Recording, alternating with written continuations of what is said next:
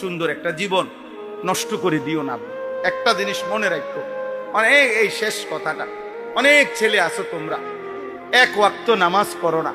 এই নারী ছবি, মোবাইলে অশ্লীল দৃশ্য, জিনা বেবিচারের দৃশ্য, নাচ গান, বন্ধুদের অসৎ আড্ডা, সারাদিন এই তামাশা করো। এত পাপ, এত অসভ্যতার পরেও এক ওয়াক্ত নামাজ পড়ো না। সারা দিন রাত মোবাইলে নারী ছবি দেখতেছো।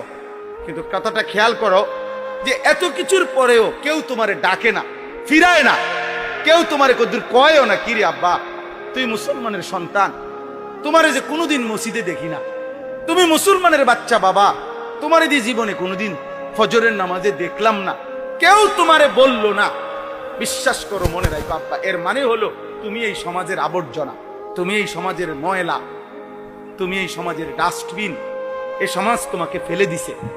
আবর্জনাকে মানুষ কাছে নেয় না, ময়লা ডাস্টবিন থেকে কেউ ময়লা তুলে নেয় না।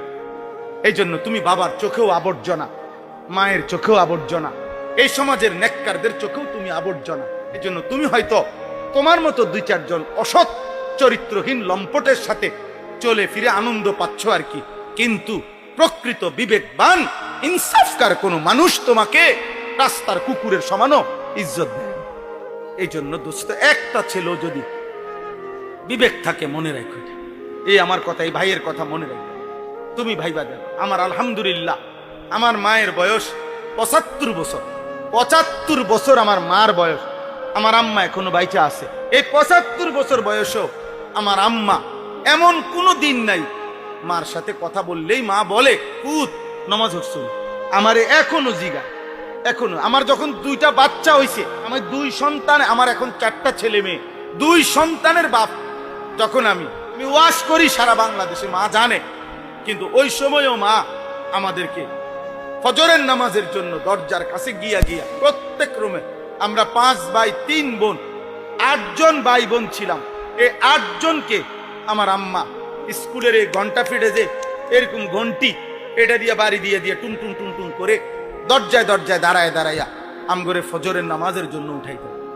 আলহামদুলিল্লাহ, আলহামদুলিল্লাহ। তুমি এত বড় বদনসিব হইলা কেমনে? 365 দিনে তোমারে কেউ কোনোদিন ডাকে না, একদিনও তোমারে কেউ ফজরের নামাজের জন্য। তোর জীবনে এত অভিশপ্ত হলো কেন? বলো না রে বাপ, তোমার জীবনে এত অভিশপ্ত হলো কেন? এত বড় বদনসিব হলি কেন যে এমন একজন মাও কি জুটলো না, এমন একটা বাপও জুটলো না